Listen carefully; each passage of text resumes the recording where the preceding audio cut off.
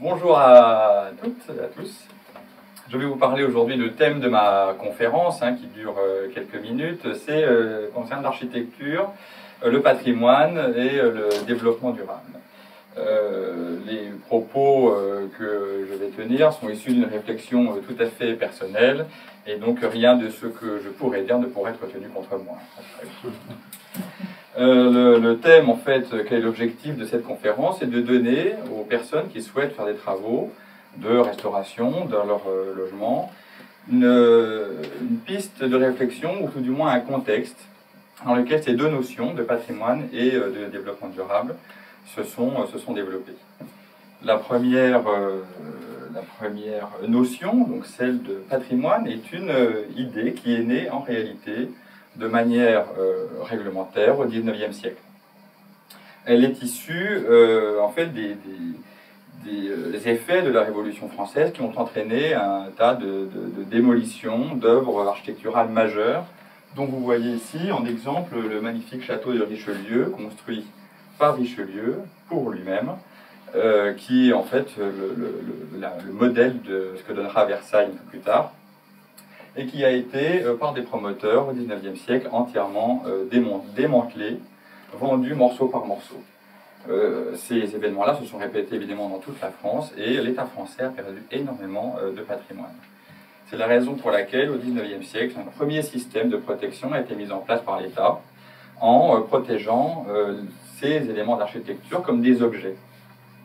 Cette idée a été concrétisée en 1913 par la loi du 31 décembre, qui a institué la possibilité de protéger, au titre des monuments historiques, châteaux, églises, maisons de particuliers. Cette protection a été étendue 30 ans plus tard. On peut voir l'image suivante, à ce qu'on appelle les espaces protégés. Alors c'est important, cette idée est très importante, elle a été tout à fait révolutionnaire et novatrice en France, mais dans toute l'Europe, où depuis donc ces années 40, chaque monument historique génère un rayon de 500 mètres de protection, considérant qu'un monument historique seul n'a pas, perd de son intérêt si son environnement est détruit, transformé, sans tenir compte de l'histoire et de l'esprit des lieux. Donc ce rayon de 500 mètres crée une obligation à tout à chacun d'avoir une autorisation pour tous les travaux. Et les services de l'État ont la charge de veiller à ce que ces travaux-là ne portent pas atteinte à la valeur patrimoniale du monument historique. Cet espace, c'est comme l'écrin du bijou qu'il faut protéger et qui permet de le mettre en valeur.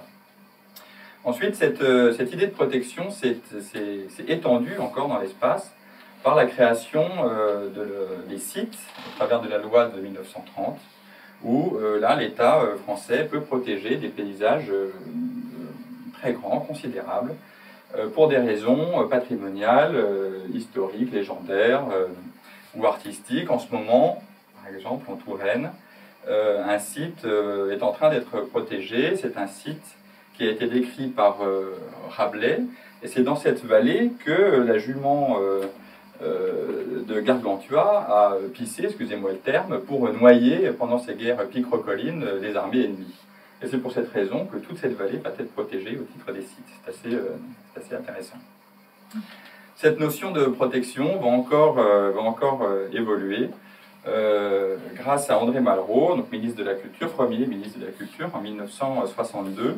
On peut voir l'image suivante, par la création d'un secteur sauvegardé.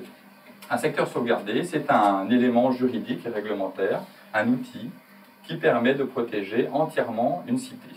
Ici, vous avez donc la ville de Tours qui est représentée avec son premier périmètre, qui date des années 70, et puis le deuxième périmètre qui a été validé en 2014. Cette idée absolument géniale de protection des villes a été associée à une idée de mise en valeur. Donc il ne s'agit plus véritablement de protéger un monument pour sa valeur patrimoniale uniquement, mais de lui associer cette notion de mise en valeur. Et la mise en valeur du patrimoine, c'est la capacité en conscience de l'architecture, en conscience de l'histoire, de modifier un bâtiment à caractère patrimonial dans son contexte, évidemment, dans la continuité de son histoire, mais en l'adaptant aux usages et aux nécessités actuelles, modernes et contemporaines. Évidemment, la nécessité, et c'est là qu'on raccroche sur le thème patrimoine et développement durable, la nécessité actuelle que l'on connaît tous, c'est évidemment la lutte contre le réchauffement climatique et l'effet de serre. Dans l'architecture, c'est très important. Il y a énormément de déperdition d'énergie qui est due au mauvais système constructif ou à de mauvaises restaurations dans le patrimoine. Et cette prise de conscience de la déperdition énergétique des bâtiments, des logements, est née véritablement dans les années 80, suite à l'industrialisation de l'architecture, qui est née dans les années 60, qui a créé tout ce que vous connaissez partout, c'est-à-dire ce qu'on appelle l'étalement urbain, hein, c'est la consommation de terres agricoles par la construction de lotissements, ou d'immeubles, de bars, de collectifs, qui ont été construits avec des matériaux modernes, industrialisés, mais très peu performants en matière d'économie d'énergie. On pense aux constructions en béton ou en parpaing, qui sont des matériaux homogènes et qui ne permettent pas eux-mêmes, dans leur structure, hein, ce qu'on appelle le gros œuvre, d'assurer en lui-même cette performance. Fort de ce constat, dans les années 80, les premières idées liées à l'économie d'énergie dans le bâti apparaissent pour se développer dans les années 90 et devenir réglementaires en 2012 par la loi que vous connaissez tous, la RT 2012, que je ne développerai pas parce que vous la connaissez tous, bien entendu. On peut passer à l'image suivante. Le bâti patrimonial ancien, ce qu'on appelle un bâti patrimonial, c'est les constructions que l'on trouve dans nos centres anciens, qui datent pour la plupart du XIVe siècle pour les plus anciens jusqu'au XVIIIe, XIXe siècle. Et même pendant la révolution industrielle du XIXe siècle, l'architecture a continué à utiliser les techniques anciennes de mise en œuvre. Alors c'est assez intéressant de constater, et on le voit à travers le projet ATEBA, hein, c'est un projet qui a été piloté par le ministère de la Culture, qui s'appelle l'amélioration de la thermie dans le bâtiment ancien.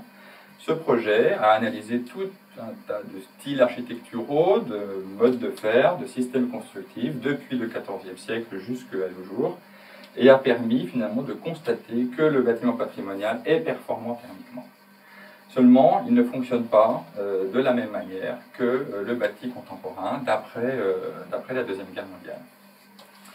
Ce petit schéma vous montre ici la manière sur la gauche dont réagit le bâtiment ancien et sur la droite le fonctionnement de la construction neuve, le pavillon standard.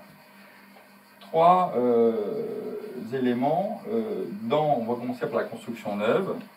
Qu'est-ce que finalement le développement durable dans la construction neuve? C'est trois paramètres. Le premier, c'est évidemment celui de l'isolation du bâtiment, limiter les déperditions. Le deuxième paramètre, c'est générer une énergie propre, hein, par le biais de panneaux solaires, de petites éoliennes, géothermie, des éléments techniques. Et le troisième élément, qui est sans doute l'élément le plus difficile aujourd'hui à mettre en œuvre d'un point de vue technique et économique, c'est celui du recyclage des matériaux et de leur bilan carbone. Alors, ce qu'on entend par bilan carbone, c'est à la fois le coût carbone de la construction de ces matériaux et le coût carbone de leur transport.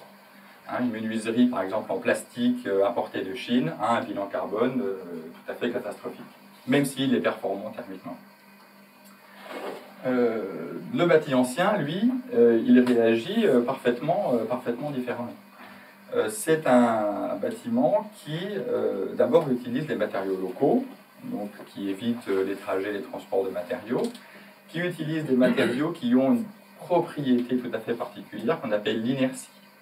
L'inertie d'un bâtiment construit en pierre au XVIIIe siècle, au XVIIe, XVIIIe siècle, ou même en terre, en pont de bois, construit au XIVe jusqu'au XVIe siècle, sont des matériaux qui ont la capacité d'emmagasiner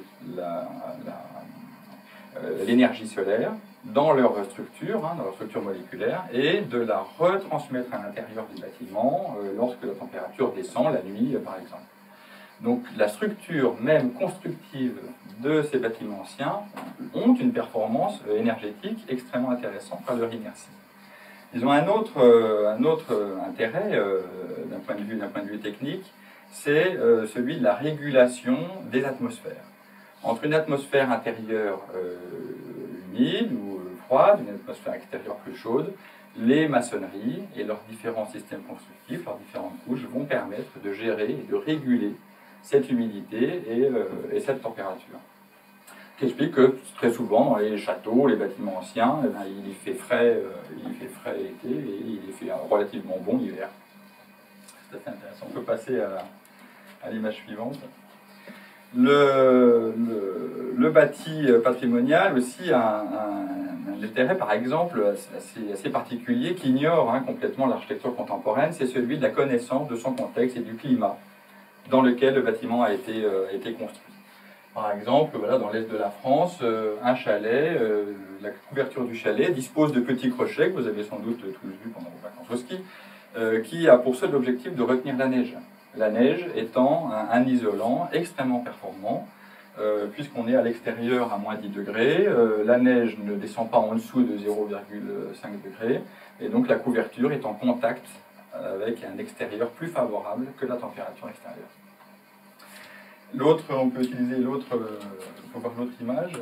L'autre image parle dans le bâti ancien du phénomène de condensation. C'est pareil, cette régulation entre un intérieur humide et un extérieur plus froid, intérieur humide et chaud et extérieur plus froid. On a tous observé évidemment ce phénomène de condensation sur les vitres, et en particulier sur le simple vitrage, le double vitrage ne permettant pas d'assurer cette condensation. Donc en plus on peut faire des jolis dessins ou des projets architecturaux fort intéressants comme vous pouvez le constater, mais surtout cette humidité de l'air se condense sur la paroi froide, descend dans la petite rigole que vous avez tous observée dans l'appui des menuiseries en bois, et permet de gérer l'humidité intérieure.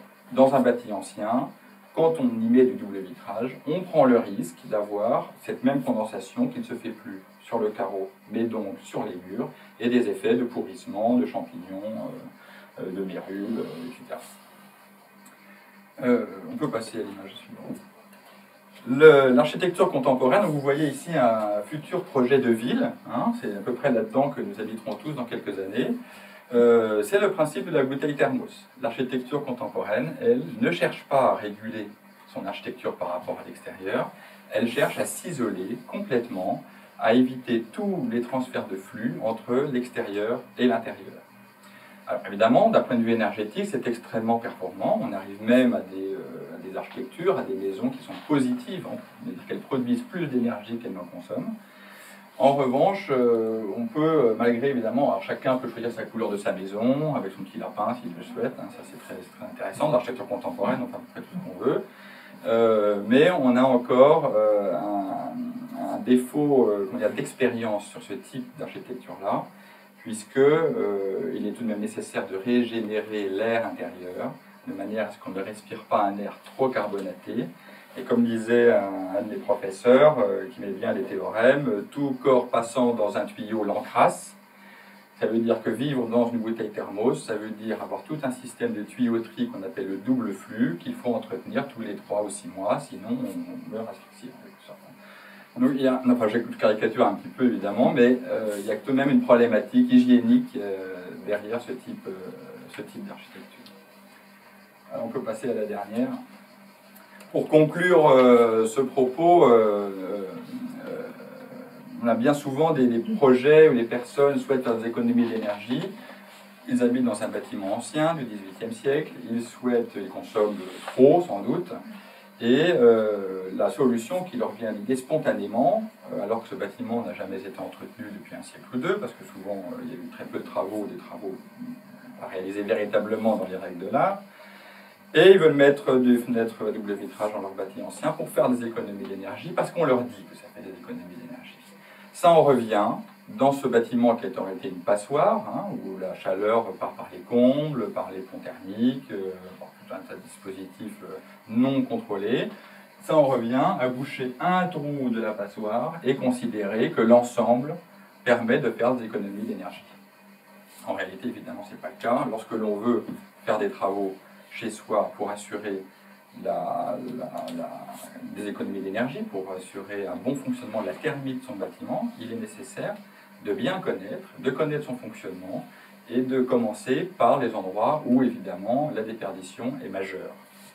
Et ce qui permet de placer son investissement là où il y a véritablement une utilité. Enfin, la difficulté que l'on rencontre aujourd'hui dans la restauration du patrimoine, lorsqu'on restaure dans ses dispositions d'origine un bâtiment pour des raisons justement de thermie, on a une difficulté liée au système constructif, aux entreprises, au développement économique de notre société, qui ne cherchent pas forcément à investir dans l'artisanat, dans le savoir-faire local, qui est plutôt coincé par des réglementations européennes assez complexes et pas forcément adaptées aux enjeux patrimoniaux locaux. L'idée serait plutôt de développer ces compétences et ces connaissances-là pour restaurer des bâtiments dans leur disposition d'origine, de façon à y faire, et les adapter évidemment aux nécessités de vie moderne, mais dans la connaissance et la conscience de leur architecture, et ce qui permettrait, je pense, de développer une économie locale, sans doute non délocalisable, et on parviendrait peut-être à passer du développement durable théorique européen à une économie durable locale en matière d'architecture. Voilà. Je vous remercie de votre attention.